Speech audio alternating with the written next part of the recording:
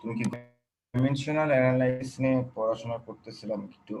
আহ, আমরা যেটা অতীতে মাত্রার সমীকরণ বলে থাকি, তো ডাইমেনশনাল অ্যানালাইসিসের মূল উদ্দেশ্য হচ্ছে যেগুলো হচ্ছে থিওরিটিক্যাল বা ম্যাথমেটিক্যাল যেসব প্রুফ আমাদের হাতে নাই, সেরকম কোনো ক্ষেত্রে আমাদের যদি ইকুয়েশন বা রিলেশনশিপ ডেভেলপ করতে হয়, তাহলে আমরা ডাইমেনশনাল অ্যানালাইসিসটা করে থাকি। তো ডাইমেনশনাল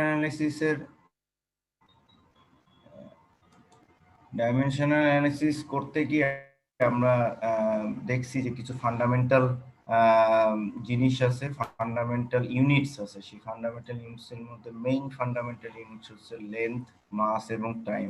আমরাকে এমএলটি বলে থাকি অনেক সময়। আর আরো কিছু ফান্ডামেন্টাল ইউনিটস আছে।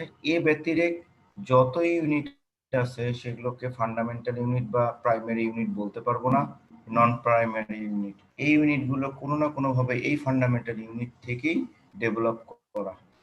তো সেক্ষেত্রে আমরা ফোর্স থেকে হচ্ছে কিভাবে মাত্রার সমীকরণ বের করতে হয় এটা দেখছি। তোমরা এটা অতীতেও পড়ে আসছো।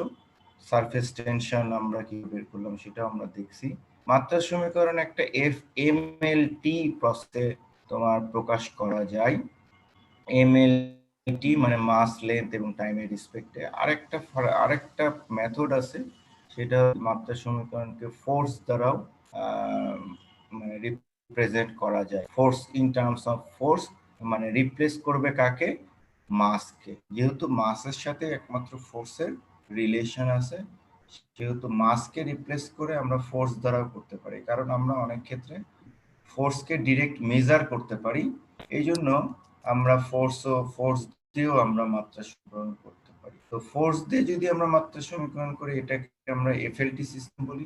যদি এম দ্বারা মাস দিয়ে করি, তাহলে এটাকে আমরা এমএলটি সিস্টেম বলি। এখানে অনেকগুলো এফএলটি এবং এমএলটি দেওয়া আছে। এটা তো বলা ছিল যে কিছু ডেরিভেশন গুলো নিজেরা প্র্যাকটিস করা, এগুলো মুখস্থ না করতে যাওয়া। বেশিরভাগেরই তোমরা সংজ্ঞা বা ডেফিনেশন জানো, ইকুয়েশন জানো, সেখান থেকে মাত্রা সমীকরণগুলো বের করার সিস্টেমটা তোমাদেরকে একটু শিখে নিতে বলছিলাম। কতটুকু কি শিখছো জানি না, তবে ধরে নিচ্ছি তোমরা শিখেছো আর কি। তারপরে আমরা মাত্রা সমীকরণ কেন করবো, এটা তো আমরা বললামই যে যখন ফান্ডামেন্টাল এবং ম্যাথামেটিক্যাল অ্যানালাইসিসটা দিয়ে আমরা কোনো কিছু সলভ করতে পারবো না, তখন আমরা মাত্রা সমীকরণ করব একটা রিলেশনশিপ বের করার জন্য, যাতে আমরা ল্যাবে বসে ইয়া করতে পারি, এক্সপেরিমেন্ট করতে পারি। কে যেন রেইজ করছো হ্যান্ড, বলতে পারো।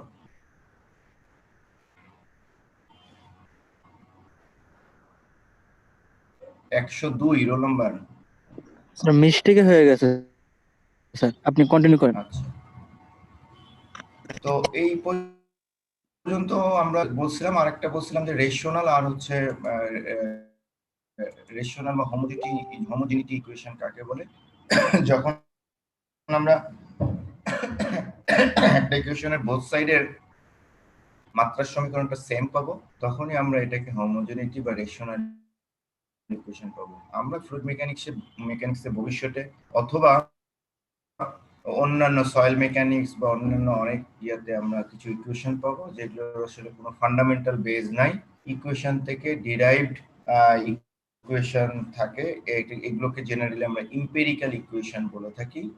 এই ইম্পেরিক্যাল ইকুয়েশনে দেখা যাবে যে লেফট সাইড এবং রাইট সাইডের ডাইমেনশন সেম নাও হতে পারে।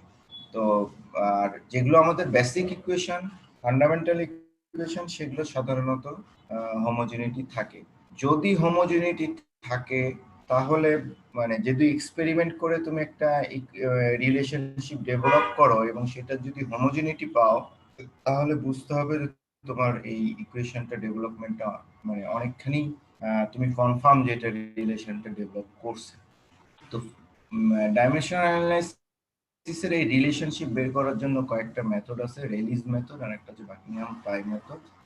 আমরা রেলিজ মেথডটা পড়তেছি না, কারণ এখানে খুবই সহজ। রেলিজ মেথডটা তোমরা এমনি সুযোগ পেলে দেখলেও বুঝতে পারবা, যদি বাকিংহাম পাই মেথডটা বুঝে থাকো আর কি। আমার কথা কি শোনা যাচ্ছে? জি স্যার, শোনা যাচ্ছে। আচ্ছা, এটার অবজেক্টিভ ছিল ফাংশনাল রিলেশনশিপ বিটুইন, এটা একটা এটা ডাইমেনশনাল অ্যানালাইসিসের মেইন অবজেক্টিভ হচ্ছে একটা ফাংশনাল রিলেশনশিপ ডেভেলপ করা। আর সেই ফাংশনাল রিলেশনশিপটা কি হবে, একটা কম্প্যাক্ট নন ডাইমেনশনাল গ্রুপ হবে। এই কথাটা একটু মনে রাখতে হবে, কম্প্যাক্ট নন ডাইমেনশনাল গ্রুপ হবে, একটা ফাংশনাল রিলেশনশিপ হবে, কিন্তু রিলেশনশিপের মধ্যে যে গ্রুপটা থাকবে সেই গ্রুপগুলো আবার কি হবে, নন ডাইমেনশনাল। তো এখানে আমরা একটা উদাহরণ দেখাচ্ছিলাম যে একটা ড্রাগ ফোর্স আমাদের উইথ, হাইট, ডেনসিটি, তারপরে ভিসকোসিটি এবং হচ্ছে ভেলোসিটির উপরে হচ্ছে নির্ভরশীল। এটা আমরা প্রাইমারি ভাবে ধরে নিচ্ছি।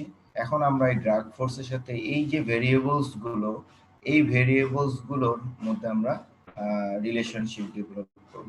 এখানে ডিপেন্ডেবল ভেরিয়েবলস কে ড্রাগ ফোর্স, আর বাকি যে ভেরিয়েবল গুলো আছে সেগুলো হচ্ছে ইন্ডিপেন্ডেন্ট ভেরিয়েবল।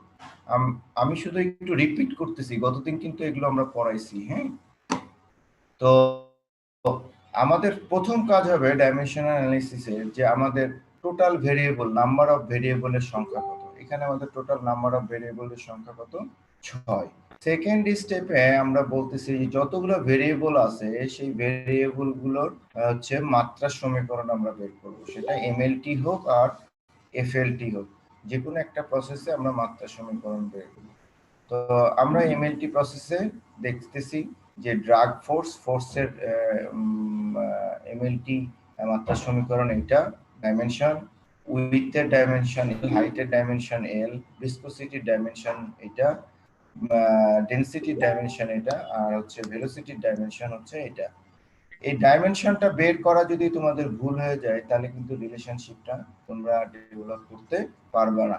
কাজে ডাইমেনশন বের করাটা হচ্ছে প্রথম প্রাইমারি বেসিক, যেটা আমরা আমাদের ডিপ্লোমাতেও পড়ে আসছি, আর এখনো আমরা প্রাইমারি ভাবে একটু দেখাই দিচ্ছি আর কি। এটা নতুন ভাবে বারবার শেখানোর স্কোপ আমাদের নাই, আর অনলাইনে তো নাই। এখন স্টেপ 3। আজকে রাত আছে তাহলে কয় তারিখ? হ্যালো, 15 তারিখ না, কালকে লাস্ট ডেট। মিউট করে নাও ভাই। তোমরা মিউট করে কথা বলো, তোমরা সবাই মিউট করো। 56 মিউট করো। ওর কানেই দেখা যাচ্ছে ইয়া নাই, মোবাইল। 56 মিউট করো। স্যার আপনি সবাইকে মিউট করে দিন। পার্টিসিপেন্ট মিউট অল, কিন্তু তোমরা দুজন পার্সোনালি খোলা রাখো, হ্যাঁ, 2-3 জন। ওকে স্যার, আমরা যখন কথা বলবো আনমিউট করেই কথা বলবো, আবার মিউট করে।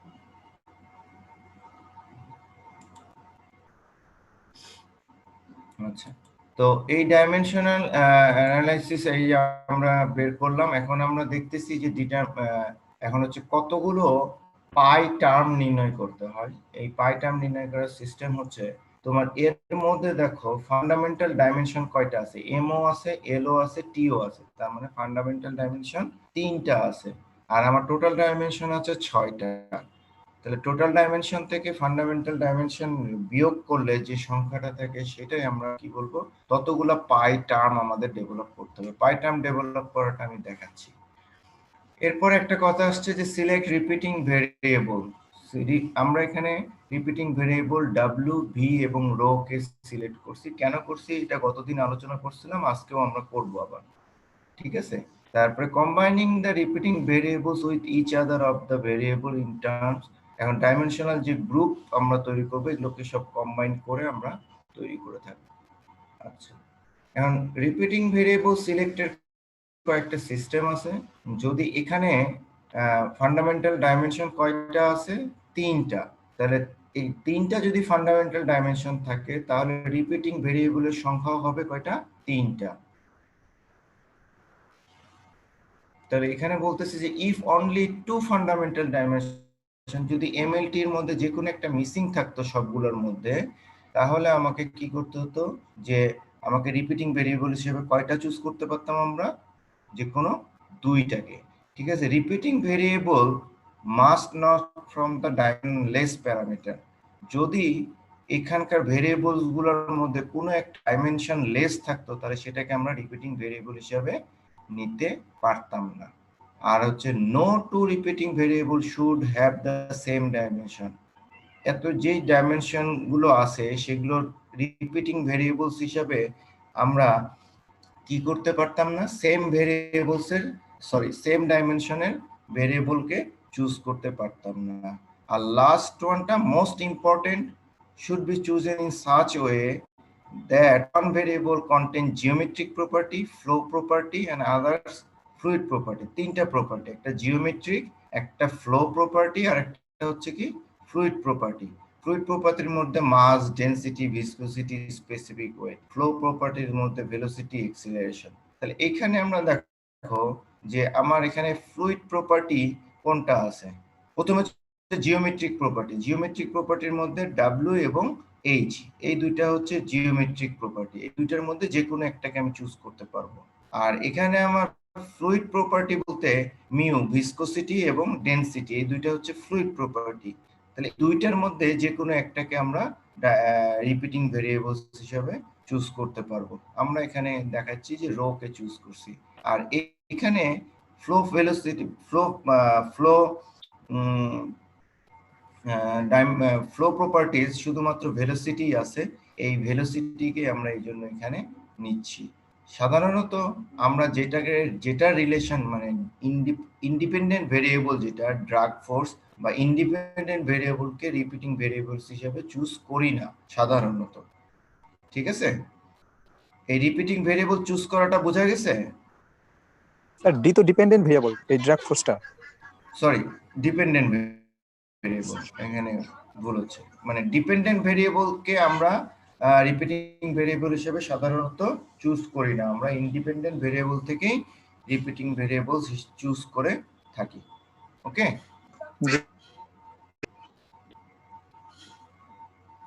এখন দেখো আমরা প্রথমে পাই ওয়ানটাকে বলতেছি যে পাই ওয়ান ইজ ইকুয়াল টু কি হবে, যে রিপিটিং যে ভেরিয়েবল গুলো থাকবে সেই রিপিটিং ভেরিয়েবল গুলো আমরা কয়টা চুজ করছি, ডাব্লিউ, ভি এবং রো কে।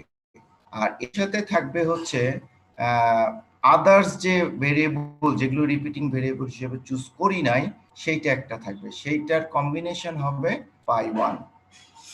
এই কথাটা কি বোঝা যাচ্ছে?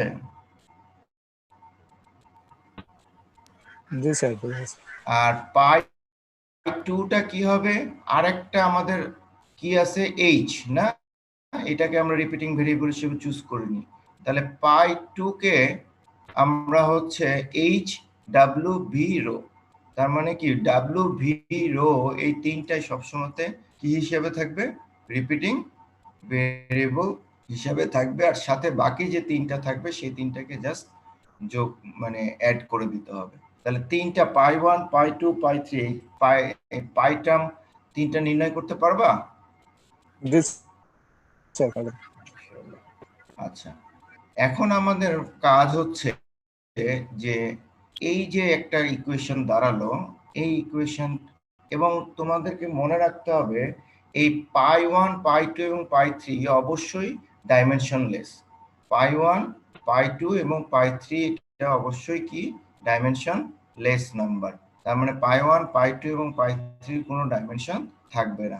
এখানে একটা আরবিটারি আমি হচ্ছে আমরা হচ্ছে ইয়া দিয়ে দিয়েছি, পাওয়ার দিয়ে দিয়েছি রিপিটিং ভেরিয়েবলস গুলোর উপরে, এ, বি এবং সি। এই আরবিটারি পাওয়ার, এই মেথডটা যেটা আছে এটা তোমাদের বইয়ের ডিটেলস আছে, এটা ওরা এই অ্যাজাম্পশন ধরে নিয়েই করছে।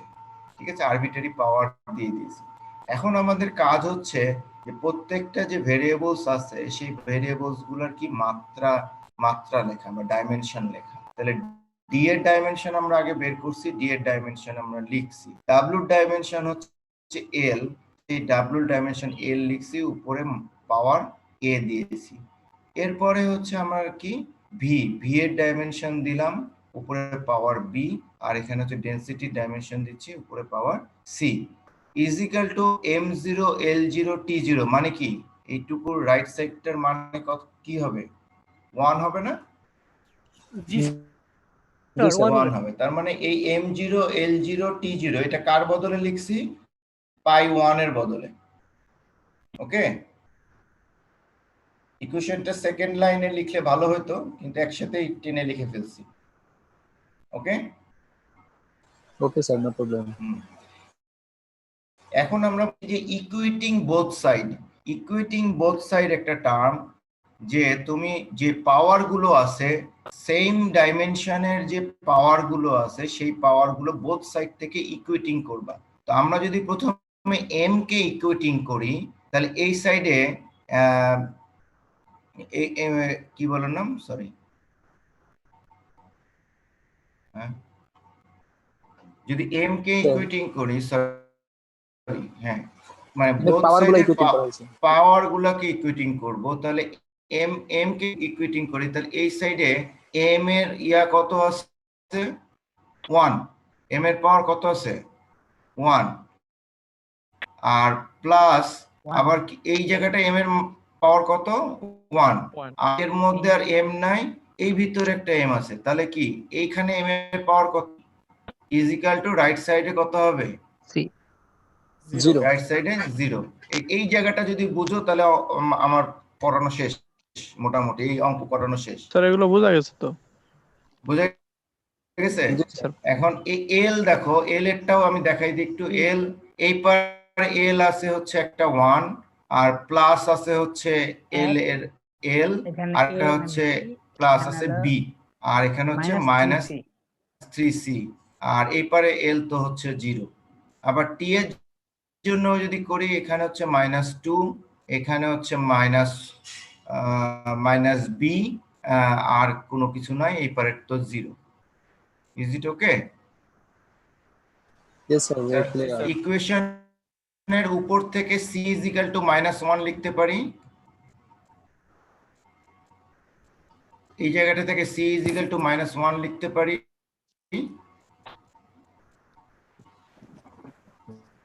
স্যার লেখা যায় হ্যাঁ। জি স্যার, এগুলো সমস্যা নাই, পারা যাবে। আচ্ছা, b = -2 লিখতে পারি।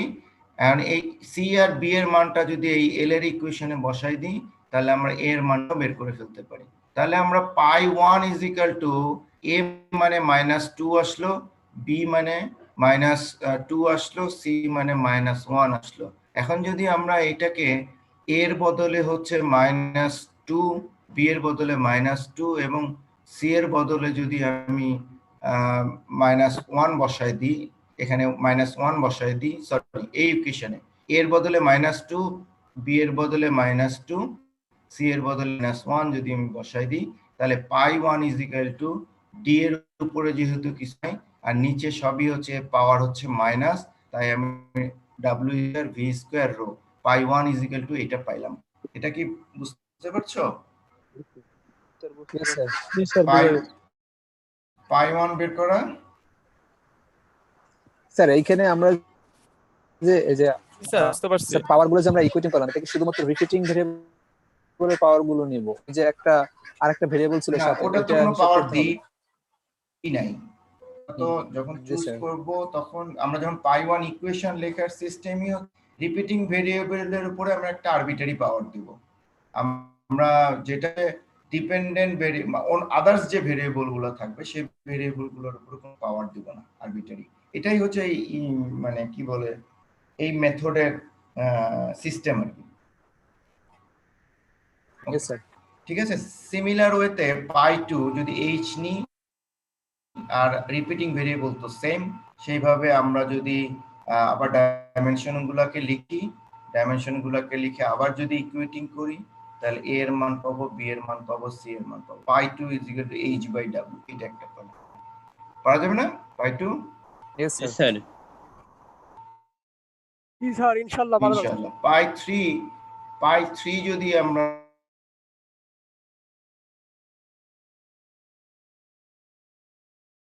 তাহলে পাই পাবো মিউ w/w।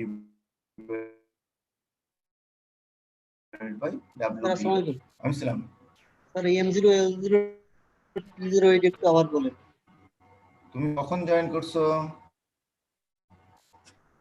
আমি পাইছি একটু, এটাও পাইছি কিন্তু না, তুমি কখন জয়েন করছো? স্যার আমি ঢুকতে পারছি 10টা 12 আচ্ছা, কিছু। M0 L0 T0 আমরা বলতেছি যে পাই 1 যেটা আমরা লিখবো, সেই পাই 1টা হচ্ছে একটা নন ডাইমেনশনাল প্যারামিটার। ঠিক আছে, এই যে পাই 1 যেটা আমরা এখানে লিখছি, পাই 1 পাই 2 পাই 3 এইগুলো কি হবে? নন ডাইমেনশনাল প্যারামিটার। তাহলে এই পাই 1 পাই 2 যদি নন ডাইমেনশনাল লিখতে হয়, তাহলে m এর উপরে 0, l এর উপরে 0, t এর উপরে 0, সবগুলো মিলিয়ে কি হয়? 1 হয় না? তাহলে এটা হচ্ছে 1 ডাইমেনশনাল হলো। এই পাই 1 এর বদলে আমরা এবারে m0 l0 t0 লিখছি। ওকে, যে প্রশ্ন করলা। স্যার স্যার বুঝতে থ্যাংক পারছি। You.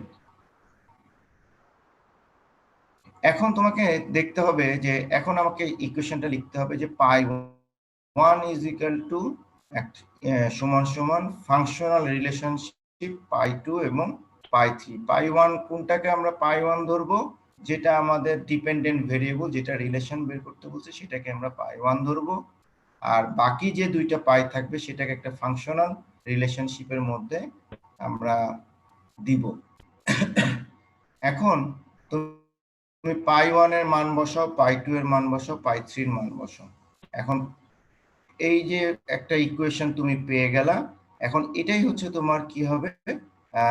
Relationship between the variables. এখানে তুমি আরেকটা কাজ করতে পারো, ডি কে এই পারে রেখে এই জায়গাটা এই ফাংশনাল রিলেশনশিপের বাইরে নিয়ে চলে আসতে পারো। এই যে ডাব্লিউ স্কোয়ার, ভি স্কোয়ার এবং রো, এই তিনটাকে এই ফাংশনাল রিলেশনশিপের বাইরে নিয়ে চলে আসতে পারো। তাহলে চলে আসবে কি? D is equal to W square V square rho functional relationship H by W mu W V rho, এই দুইটা। এখন আমাকে চেক করে দেখতে হবে যে আমি ওইখানে প্রথমেই বলেছিলাম ডাইমেনশনাল অ্যানালাইসিসের একটা উদ্দেশ্য যে এটা একটা ফাংশনাল রিলেশনশিপ হবে।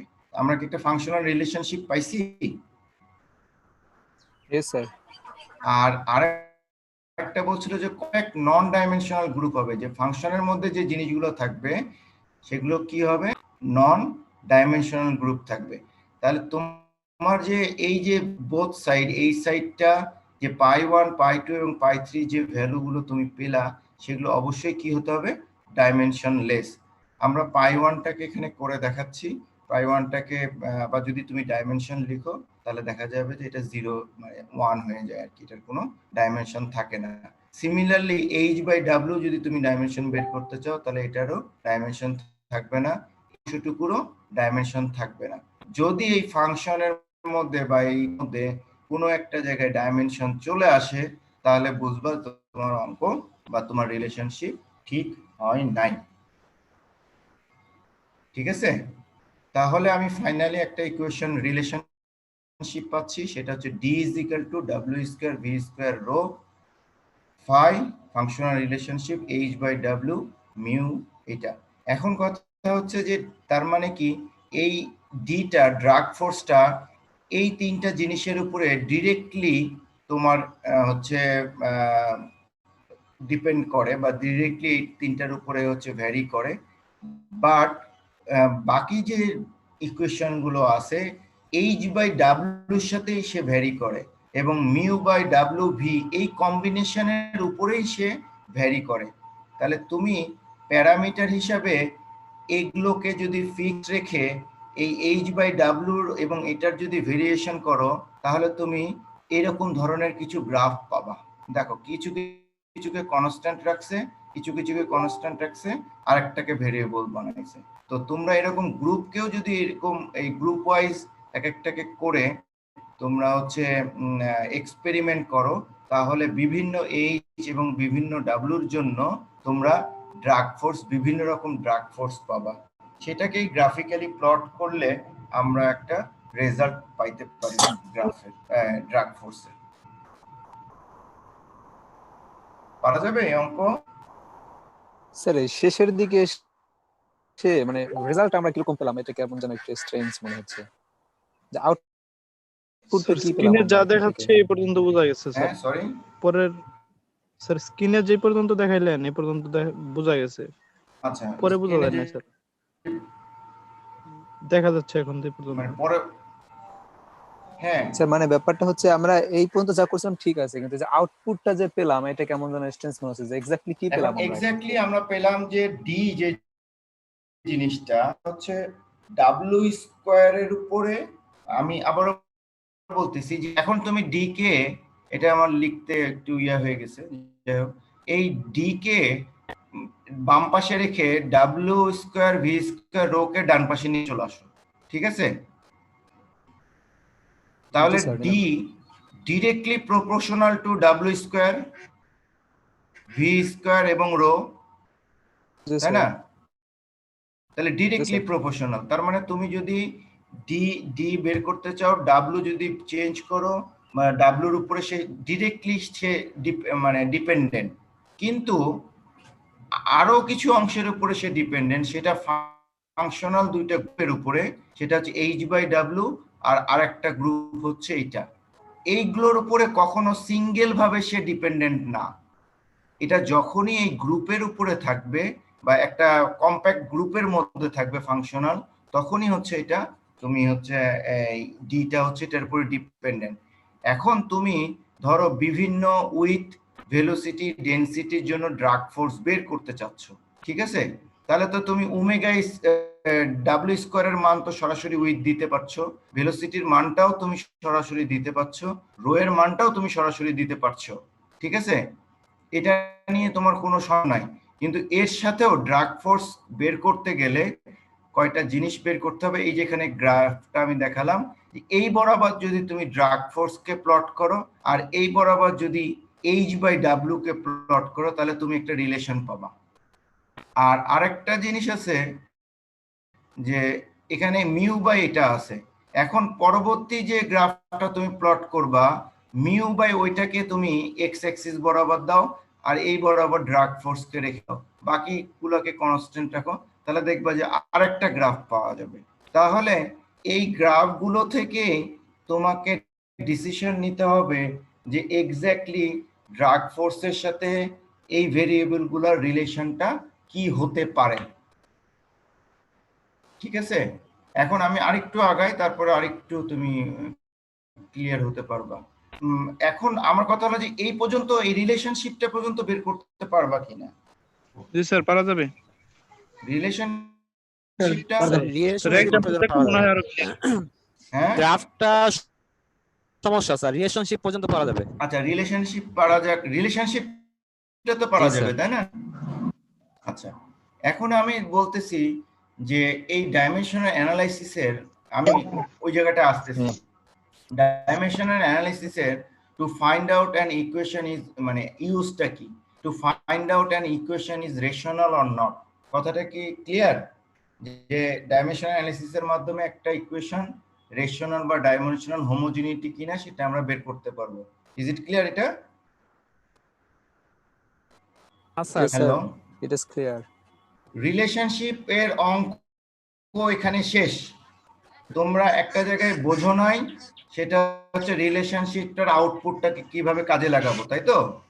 জি স্যার, এখানে কোশ্চেন। হ্যাঁ, রিলেশনশিপের কাজ জিনিসটাকে আমরা কিভাবে কাজে লাগাবো এটা আমি আরো পরে ডিটেল বলতেছি, কিন্তু রিলেশনশিপের এই পর্যন্ত বের করে ফেলাটা তোমাদের এই আপাতত কাজ শেষ, ঠিক আছে? এখন এটার আউটপুটটাকে কিভাবে আমরা প্র্যাকটিক্যালি কাজে লাগাবো এটা নিয়ে আমি আরো পরে ডিসকাস করব। ওকে, ওকে স্যার।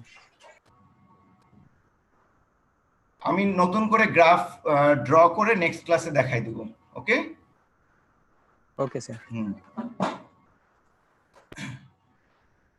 তো বলতেছে যে use of dimensional analysis to find out an equation is rational or not.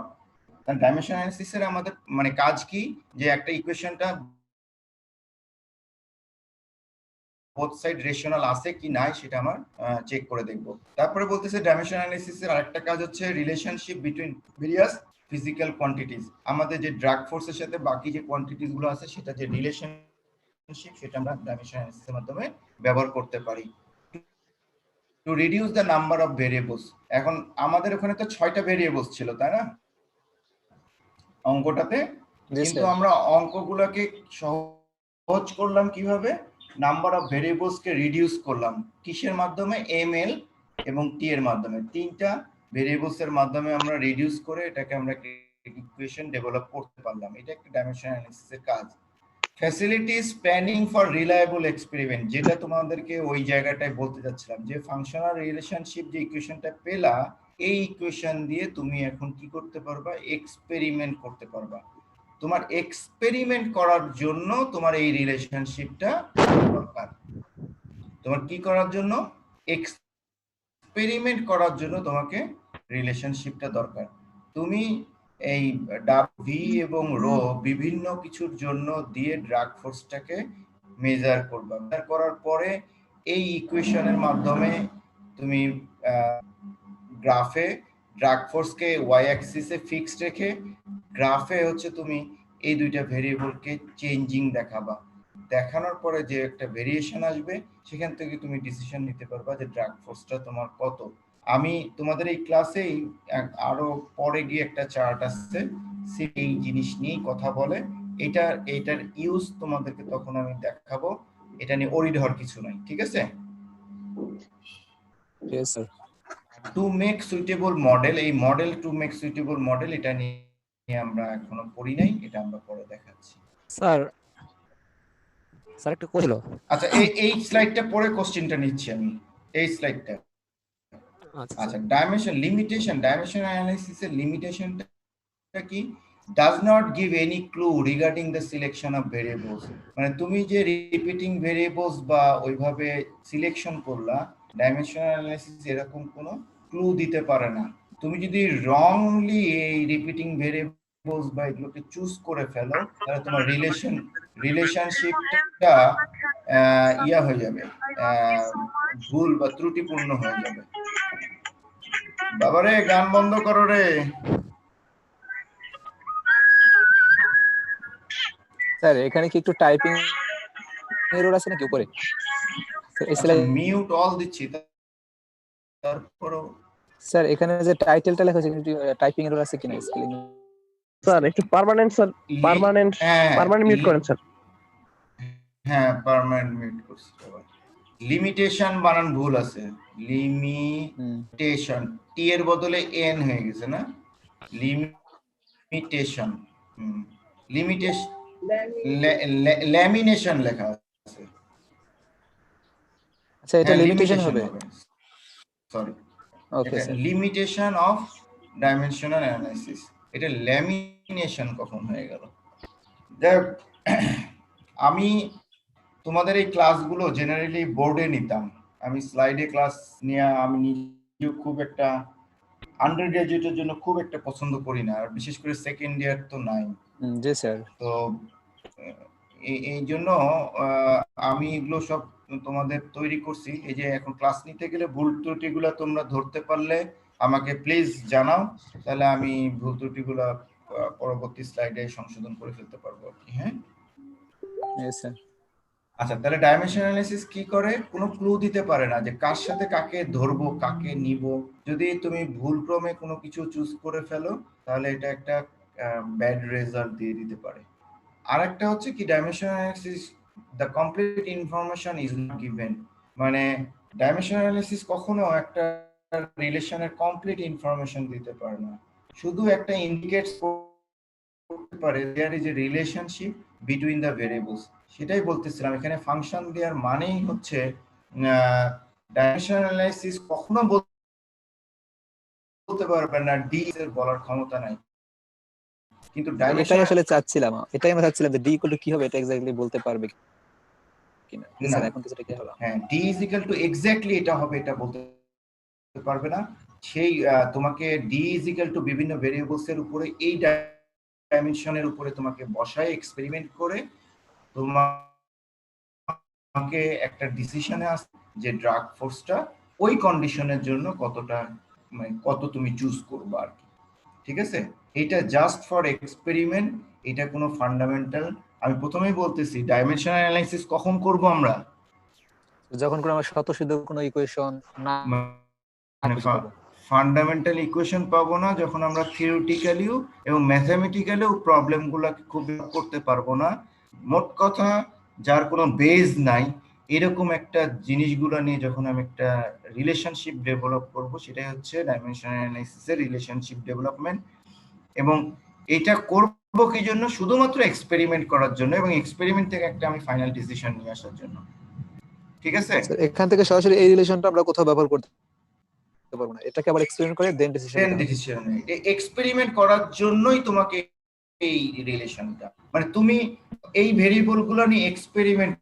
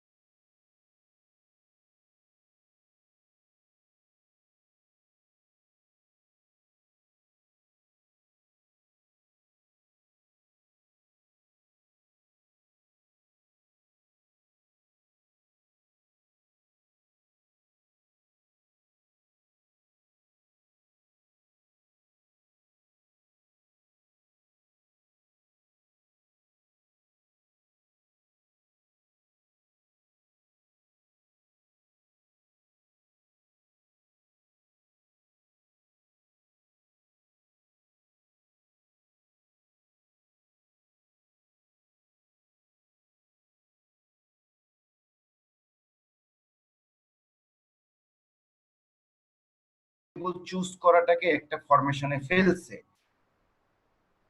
তুমি যদি এটা কোনো রকমে ভুল করে ফেলো, তাহলে তো তোমার রিলেশনশিপটা নষ্ট হয়ে যাবে। ঠিক আছে? জি স্যার। স্যার মনে হয় একটা এক্সাম্পল আমাদের থাকলে হয়তো বা আমরা আরো ক্লিয়ার হয়ে যেতাম বিষয়টা। আচ্ছা, মানে এক্সাম্পল হচ্ছে তোমাদের বই যদি পাও, হ্যাঁ, রাজপুতের বই আছে কি তোমাদের কাছে, কারো কাছে? না স্যার, এখন তো হার্ড কপি নাই, সফট কপি হয়তো বা যদি বলে দেন তাহলে জি স্যার, আছে সফট স্যার। কপি। ওই ম্যাম যে বইটা দিছে ওইটাই তো রাজপুতের হ্যাঁ, বই। রাজপুতের বই দেখবা এই ডাইমেনশন অ্যানালাইসিস এর উপরে না হলো 20 থেকে 30টা অঙ্ক করা আছে।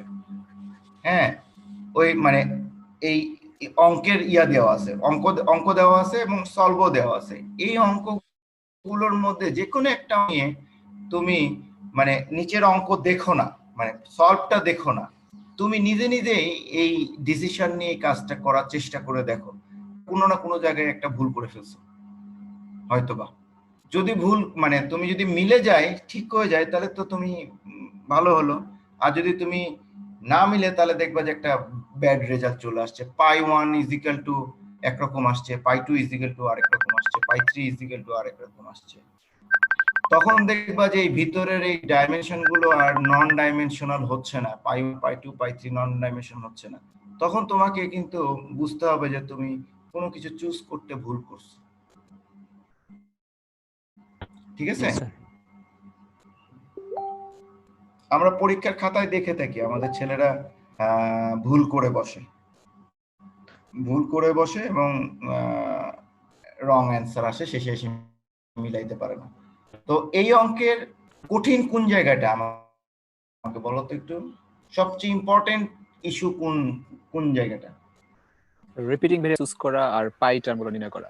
পাই টার্মের আর হচ্ছে তোমার ডাইমেনশন নির্ণয় করা, ডাইমেনশন মাত্রা সমীকরণের যে ডাইমেনশন নির্ণয় করা এমএলটি সিস্টেমে, সেই ডাইমেনশন।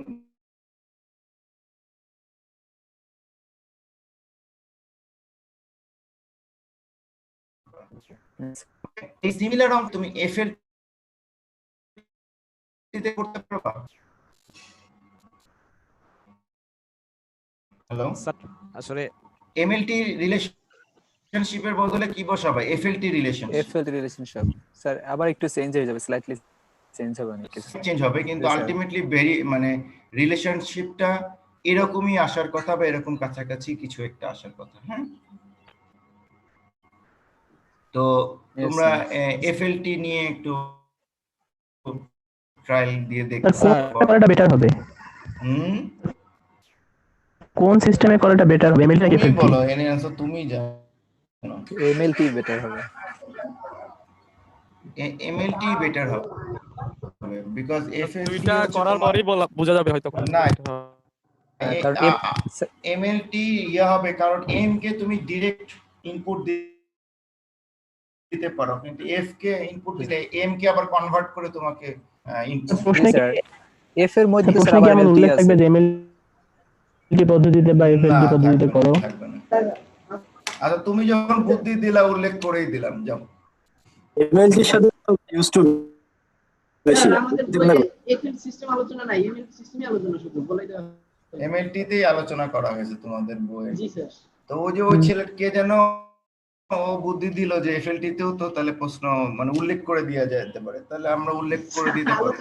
না স্যার, এমএলটি আমাদের স্যার থাকুক। এমএলটির সাথে ইউজ টু আচ্ছা যাই হোক, তোমাদের ক্লাস টেস্ট হলে কিন্তু এফএলটি তে দিয়ে দেবো, এটা মাপ নেই। না স্যার এরকম করিয়েন না।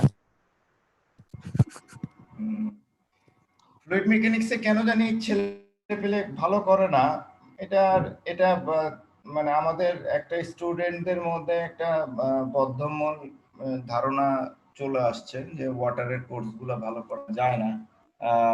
কেন জানি আসছে জানি না।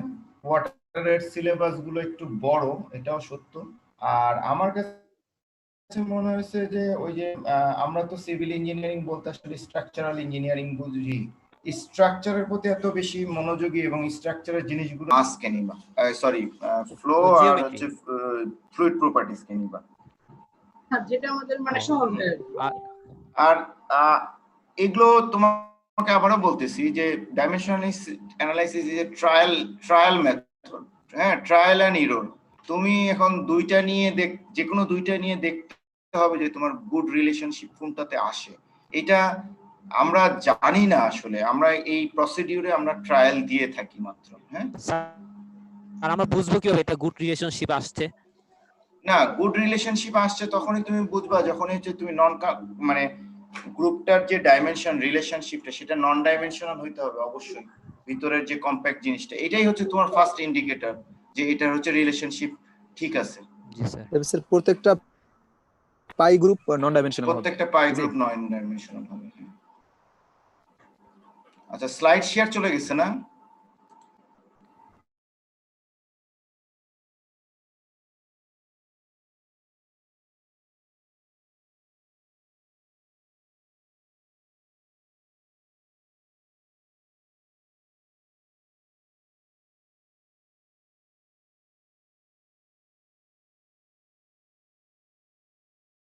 এখান থেকে এই অংশটা না লিখে ডাইরেক্টলি এটাও লিখে ফেলতে পারো, সমস্যা নেই। আমরা ফোর্সের মাত্রা সরাসরি এমএলটি ইনভার্স লিখতে পারি, লিখতে পারো সরাসরি।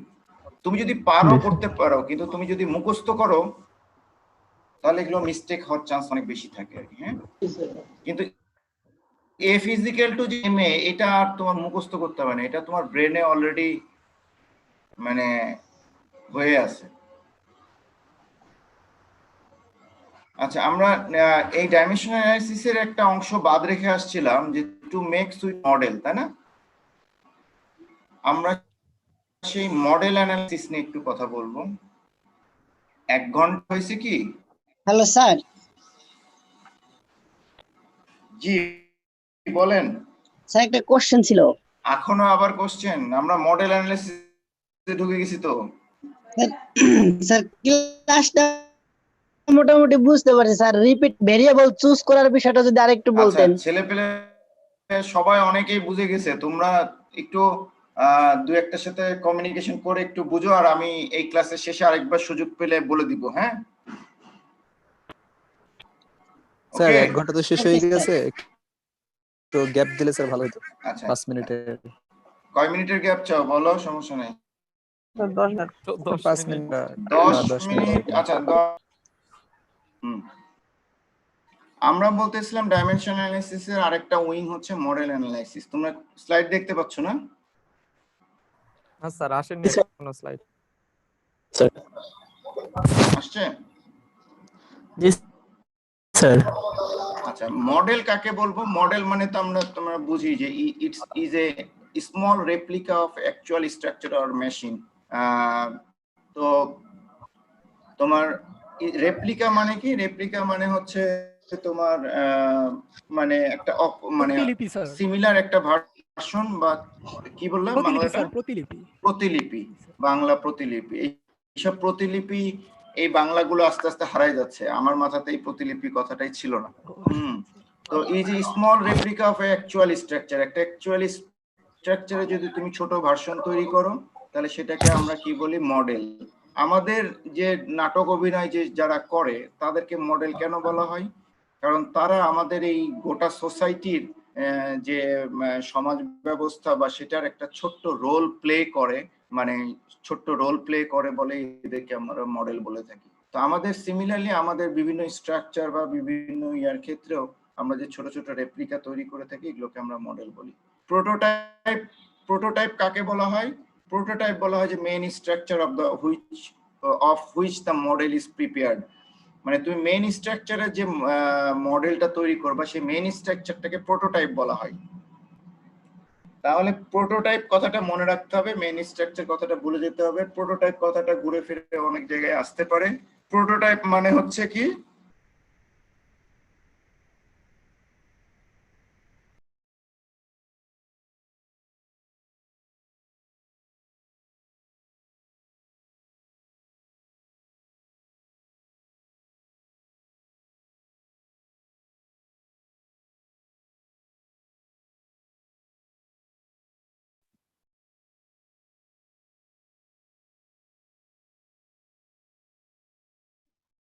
কেউ কি সাউন্ড শুনতেছো? সাউন্ড তো শুনতে কিছুই শোনা যাচ্ছে না।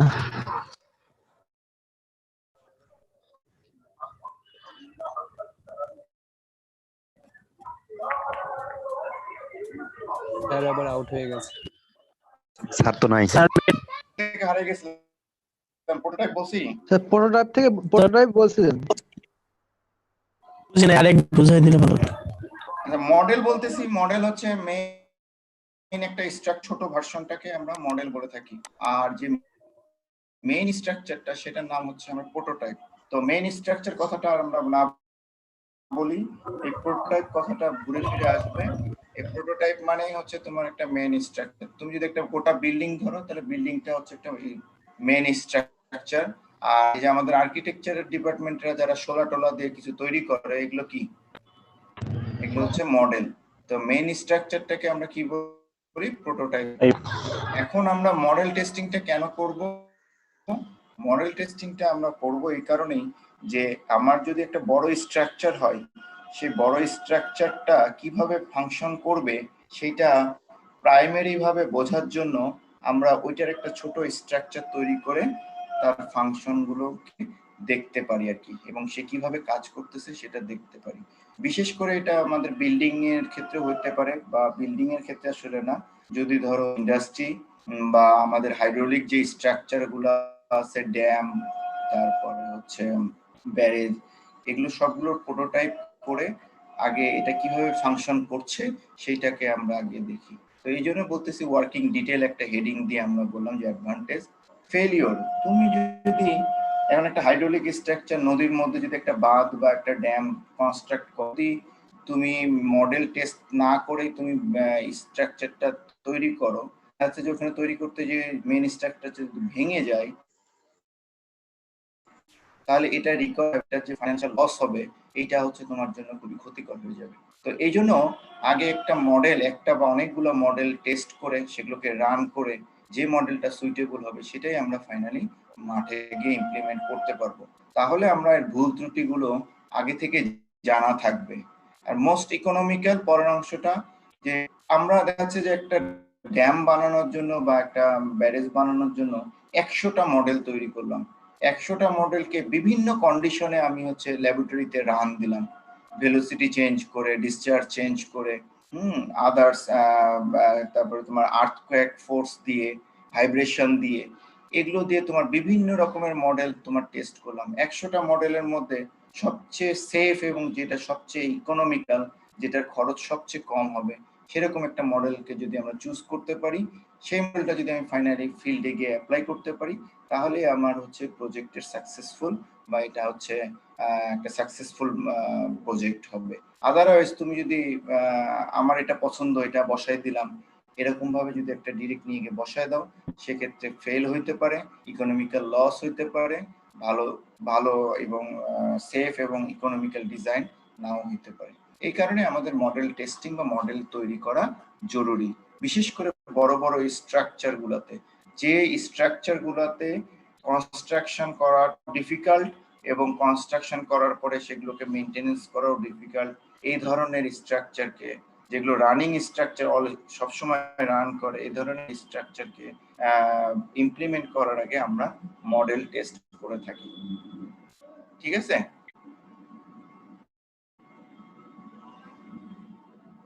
হ্যালো,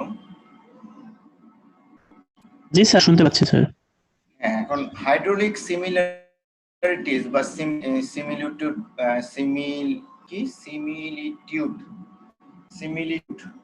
সিমিলারিটিস বা সিমিলিটিউড বলে। তো হাইড্রোলিক সিমিলারিটিস কি কাকে বলবো? যখন হচ্ছে জিওমেট্রিক সিমিলারিটি, তিনটা সিমিলারিটিস আছে, একটা জিওমেট্রিক সিমিলারিটিস, কাইনেটিক সিমিলারিটিস, একটা হচ্ছে কি ডায়নামিক সিমিলারিটিস। তাহলে তোমাকে যে জিওমেট্রিক সিমিলারিটিস বলতে আমরা বোঝাই যে মেইন স্ট্রাকচার এম দ্বারা হচ্ছে মডেল বোঝানো হচ্ছে, পি দ্বারা হচ্ছে প্রোটোটাইপ বোঝানো হচ্ছে। প্রোটোটাইপ কি? Main structure. Main structure. তাহলে লেন্থ এবং মডেলের লেন্থ এবং প্রোটোটাইপের লেন্থের যে রেশিও, সেটাই আবার সমান সমান হবে হচ্ছে ব্রেথ, মডেলের প্রোটোটাইপের ব্রেথ, অথবা মডেলের ডায়ামিটার আর প্রোটোটাইপের ডায়ামিটার। তুমি লেন্থ, ব্রেথ এবং ডায়ামিটার যদি ধরো, সবগুলোর যে রেশিও হবে, এই রেশিওটা অবশ্যই হতে হবে।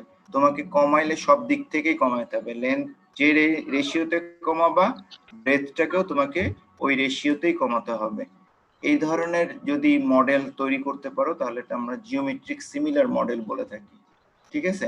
কাইনেমেটিক মডেল, যেমন ভেলোসিটি যদি তুমি একটা মডেলের বিভিন্ন পয়েন্টে ভেলোসিটি এবং সিমিলার পয়েন্টের যদি মেইন স্ট্রাকচার বা প্রোটোটাইপের ভেলোসিটি তুমি মেজার করো, তাহলে ডিফারেন্ট পয়েন্টের ভেলোসিটি রেশিওটাও হতে হবে কি সেম হতে হবে।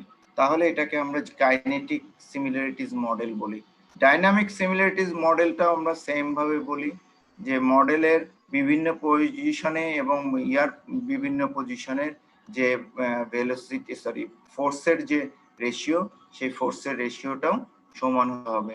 এই শুধু প্রত্যেকটা পয়েন্টে সেম রেশিও হইতে হবে। যদি জিওমেট্রিক, কাইনেটিক এবং ডাইনামিক এই সব সিমিলারিটিস একটা মডেলে প্রোটোটাইপের থেকে পাই, তাহলে আমরা এই ধরনের মডেলকে ট্রু মডেল বলে থাকি। তাহলে আমরা কাকে ট্রু মডেল বলবো? যদি এই তিন ধরনের সিমিলারিটিস আমরা পাই, তাহলে আমরা এটাকে ট্রু মডেল বলবো।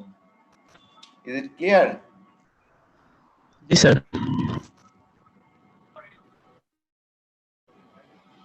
আরেকটা টার্ম আসছে আনডিস্টর্ড মডেল।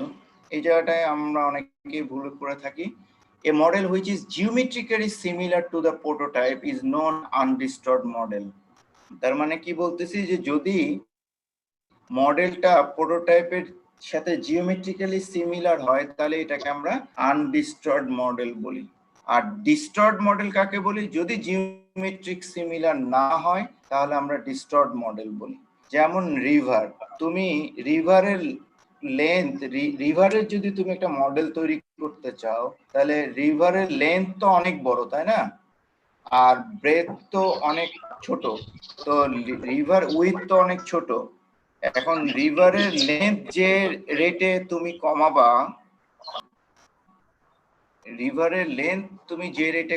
মানে যে রেশিওতে কমাবা, সিমিলার রেশিওতে তুমি কি ব্রেথটাকে কমাইতে পারবা বা উইথটাকে কমাইতে পারবা? একটা রিভার ধরো 5 কিলোমিটার, একটা রিভারের 5 কিলোমিটারের মডেল তৈরি করতেছো, আর একটা রিভারের উইথ ধরো হচ্ছে 500 মিটার। তাহলে তুমি যদি সিমিলার রেশিওতে 5 কিলোমিটারকে যদি তুমি 5 মিটারে নামায় নিয়ে আসো, তাহলে হাফ কিলোমিটারকে তো কমাইতে গেলে তোমার কিছুই থাকবে না। কথাটা কি বোঝা যাচ্ছে? জি স্যার, বোঝা যাচ্ছে। স্যার রেশিও তো হতে পারে, আমরা তো দৈর্ঘ্য যে রেশিওতে কমাবো, আমরা ব্রেথটাকে তো সেই রেশিওতে কমাইতে পারি। কমাইতে পারো, কিন্তু মানে 5 কিলোমিটারকে যদি তুমি যাবে 5 কিলোমিটারকে তুমি যে রেশিওতে কমাবা, সেই রেশিওতে তুমি যদি ব্রেথকে কমাতে যাও, তাহলে রিভারের ক্ষেত্রে যেহেতু ব্রেথটা অনেক কম, দেখবা যে একটা ডটেড লাইন পাবা আর কি। ও জি স্যার, বুঝতে পারছি।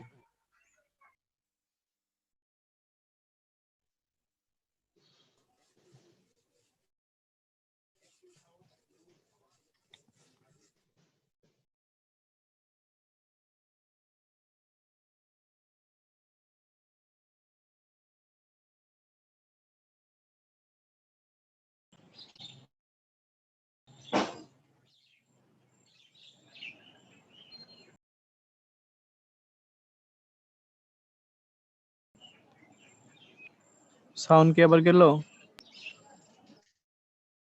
ঠিক সিমিলারলি যদি আমি স্যার স্ক্রিন শেয়ার হয় না কে স্যার। স্যার? স্যার স্ক্রিন দেখা যাচ্ছে না স্যার।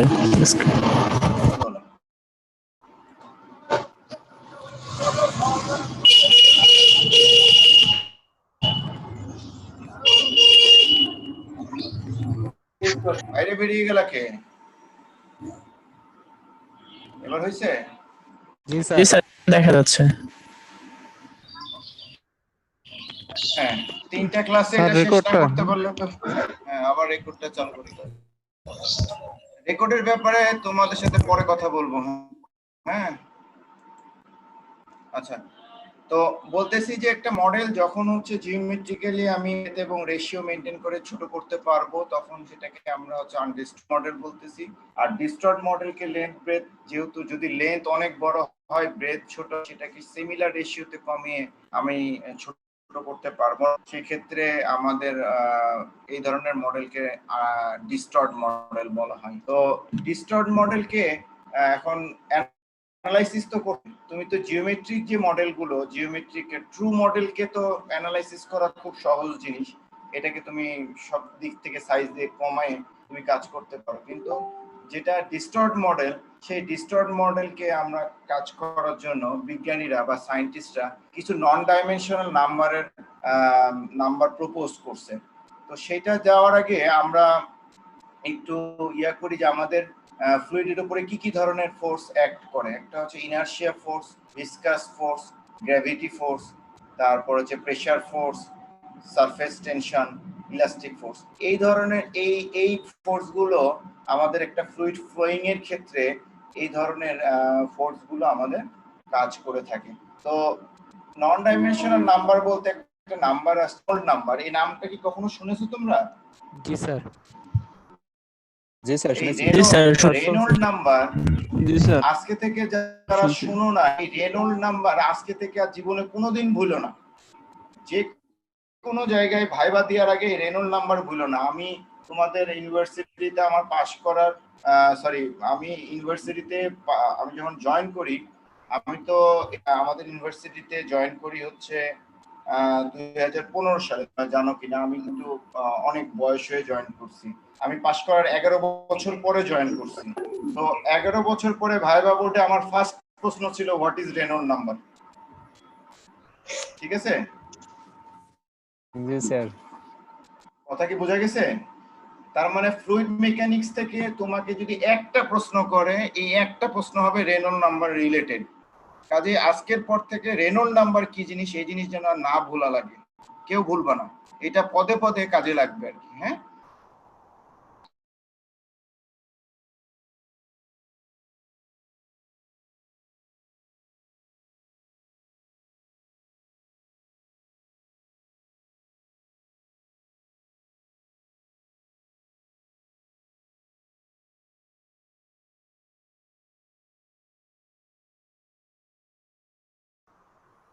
জি স্যার।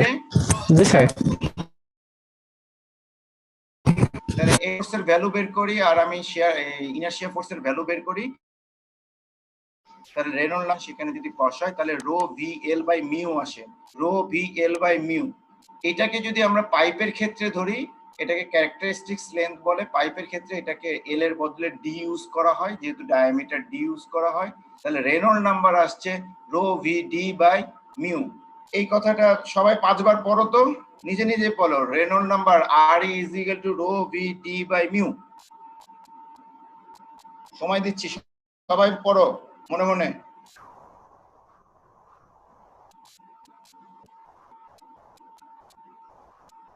ওকে, হ্যালো, জি স্যার কমপ্লিট।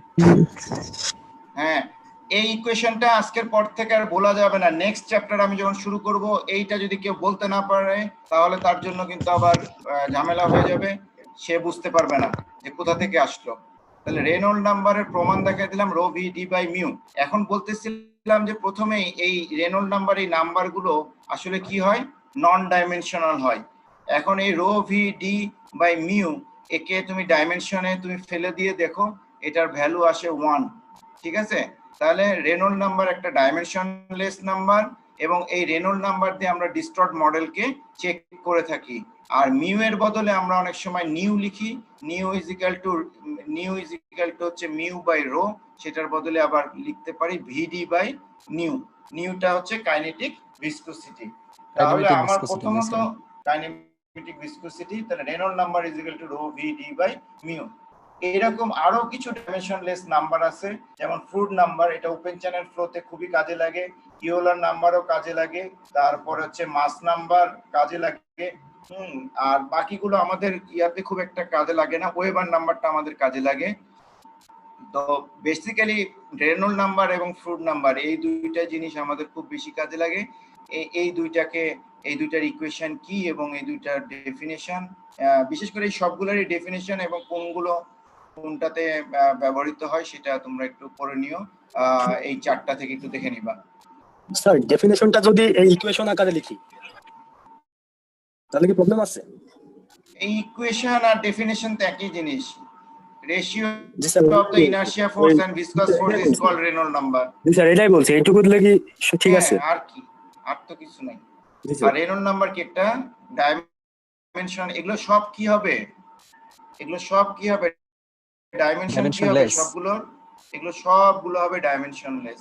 যেহেতু ডাইমেনশনলেস নাম্বার এগুলো, যেহেতু আমাদের ডিস্টর্ট মডেলের সমস্যা কি, ডাইমেনশনকে আমরা সিমিলার ওয়েতে ছোট করতে পারি না। সেহেতু আমাদের এমন একটা আইটেম বের করতে হবে যে রেনল্ড নাম্বার যেটার কোনো ডাইমেনশনই নাই।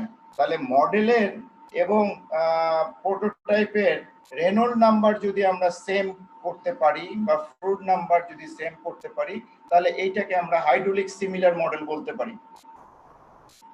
ঠিক আছে, তাহলে এটাকে আমরা কি ধরনের মডেল বলতে পারি, হাইড্রোলিক সিমিলার মডেল। যদি মডেলের এবং ডাইমেনশন আমি কোনো কিছু চেঞ্জ করতেছি না, কোনো কিছু যেহেতু আমরা ওইভাবে কমাইতে পারতেছি না, কিন্তু দুইটার ডিসচার্জ পয়েন্টে আমি রেনল্ড নাম্বার বা ফ্লুইড নাম্বার এটাকে সিমিলার করব। যদি রেনল্ড নাম্বার এবং ফ্লুইড নাম্বার দুইটা মডেল এবং প্রোটোটাইপের সেম করতে পারি, তাহলে আমরা এই ধরনের মডেলটাকে হাইড্রোলিক সিমিলার মডেল বলতে পারি।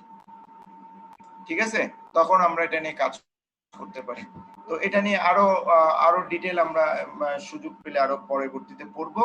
তবে এটুকু জেনে রাখো, রেনল্ড নাম্বার এই ডাইমেনশনলেস নাম্বারগুলো ডিস্টর্ট মডেল তৈরি করার ক্ষেত্রে ব্যবহার হয়ে থাকে। ঠিক আছে স্যার, হাইড্রোলিক সিমিলারিটিসের আমরা তো 3টা টাইপ পড়লাম, ওখানে তো রেনল্ড নাম্বার নিয়ে কোনো টাইপ ছিল না। এটা কোন টাইপের মধ্যে তাহলে পড়ে? আমি হাইড্রোলিক সিমিলারিটিস বলে ফেলছি না, ওইটা হচ্ছে তোমার জিওমেট্রিক সিমিলারিটিস, কাইনেটিক সিমিলারিটিস, আর হচ্ছে কি ভেলোসিটি ডাইনামিক সিমিলারিটিস। হ্যাঁ, হাইড্রোলিক সিমিলারিটিস বা সিমিলারিটিস বলতে আমরা এই তিনটাকে বলি, সরি। আর যেটা রেনল্ড নাম্বার দিয়ে যেটা আমরা বলি সেটা হচ্ছে সেটাকে আমরা কোনো সিমিলারিটিস বলতেছি না, এটাকে আমরা ডিস্টর্ট মডেল বলতেছি। ডিস্টর্ট মডেল যেহেতু হাইড্রোলিক সিমিলারিটিস তৈরি করা সম্ভব না, সেহেতু ডিস্টর্ট মডেলকে আমরা রেনল্ড নাম্বার বা নন ডাইমেনশনাল নাম্বার দিয়ে চেক করতে পারি। ওকে,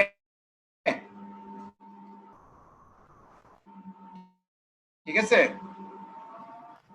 হ্যালো, জি স্যার। আচ্ছা, এই অঙ্কটা একটু জাস্ট আমি একটু দেখাই দিই, দিয়ে শেষ করে ফেলতেছি। an orifice meter carry এত is geometrically similar model at 1/5 prototype scale. What would be the discharge ratio to obtain dynamically similar flow? Assume kinetic viscosity of the air to water as 12:5.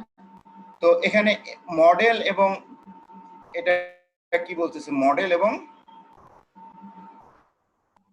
এবং prototype. তাহলে V, sorry এটা যাচ্ছে না কেন, আচ্ছা এখানে বলতেছে যে 1/5, এটা 1/মিউ না, এটা 1/5। এখানে বলতে জিওমেট্রিক সিমিলারিটিসটা কত, 1/5 স্কেলটা। তাহলে মানে মডেল এবং ইয়ার প্রোটোটাইপের স্কেলটা কত, 1/5। এটা 5, এটা ভি না, সরি। হ্যালো, হ্যাঁ আরেকটা বলতেছে যে assume kinetic viscosity of the air to water as 12.5। Kinetic ভিসকোসিটির যে রেশিও সেই এয়ার টু ওয়াটারে তোমার 5। আচ্ছা, ডাইনামিক সিমিলারিটিস, এটা আমি একটু ফাস্ট যাচ্ছি, নেক্সট দিন দরকারে আর একটু ভালো করে বুঝাই দেবো। Dynamic similarities of the flow will be obtained when the Reynolds number in the model and prototype are equal। ঠিক আছে, তাহলে আমরা যেহেতু বলতেছি যে এটা একটা ডিস্টর্ট মডেল এবং এটার হচ্ছে কি রেনল্ড নাম্বারটা দুইটার ক্ষেত্রে সিমিলার হবে। রেনল্ড নাম্বারের হচ্ছে VL/মিউ, VP/মিউ, এই দুইটা কি হবে, মডেল এবং প্রোটোটাইপের রেনল্ড নাম্বারটা সমান হবে। এখন যদি তুমি এগুলোকে একটু ভাগ করে নাও, তাহলে LP/LM ইজ ইকুয়াল টু মানে তোমার new M by new P is equal to 12 আর LP/LM ইজ ইকুয়াল টু 5, এইটা আমরা পাচ্ছি। ডিসচার্জ রেশিও QM/QP, ডিসচার্জ রেশিওর যদি আবার আমরা করি, ইকুয়েশন ডেভেলপ করি, ডিসচার্জ রেশিওর কি AV না, ডিসচার্জের ইকুয়েশন এর বদলে হচ্ছে আমরা L স্কয়ার দিয়েছি আর এখানে হচ্ছে LP স্কয়ার দিয়েছি, দিয়ে আমি QM ইজ ইকুয়াল এটা সমান সমান বসালাম। এখন কোনটার ডিসচার্জ দিয়েছিল 62.5,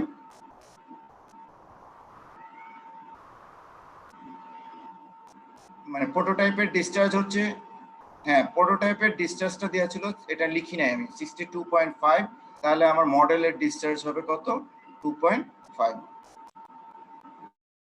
তাহলে আমি মোট কথা একটু বলতে চাচ্ছি যে তোমার প্রথম থেকে আবারও বলি যে তোমার LM এবং LP দুইটার মডেল এবং প্রোটোটাইপের তোমার হচ্ছে জিওমেট্রিকের একটা স্কেল দেওয়া আছে 1/5, আর হচ্ছে ইয়ার একটা স্কেল দেওয়া আছে তোমার কাইনেটিক ভিসকোসিটি। এই দুইটার উপরে বেস করে আমরা বলতে পারি মডেলের রেনল্ড নাম্বার যেহেতু সমান থাকে, সেই রেনল্ড নাম্বারের ইকুয়েশন লিখলাম এবং সেটাকে ইকুয়েশনটাকে একটু ভাগ করে বসিয়ে এইখান থেকে LM/LP এর ভ্যালু আর VM/VP এর ভ্যালুটা আমরা এখানে পুট করে পাইলাম হচ্ছে কি 62.5।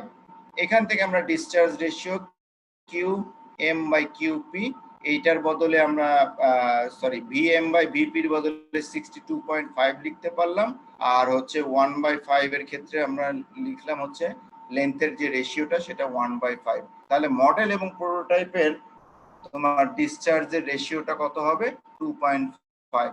মডেলের যদি হচ্ছে তোমার ডিসচার্জ 1 হয় তাহলে প্রোটোটাইপের ডিসচার্জ হবে কত, 2.5। মডেলের যদি 2 হয় তাহলে প্রোটোটাইপের কত হবে, 5।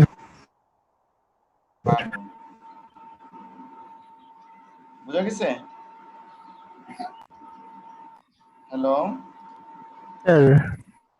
তোমাদের প্রতি রিকোয়েস্ট থাকবে যাদের কাছে রাজপুতের বই অনলাইন বা অফলাইন বা হার্ড কপি আছে, ম্যাডাম মনে হয় একটা পাঠাইছো তোমাদেরকে, ওইখান থেকে একটা অঙ্ক হচ্ছে পাই মেথডে আর একটা অঙ্ক হচ্ছে এই মডেল অ্যানালাইসিসের উপরে, দুইটা অঙ্ক করবা, করে আমাকে সামনের দিন না বুঝলে একটু প্রশ্ন করবা, ঠিক আছে? ওকে,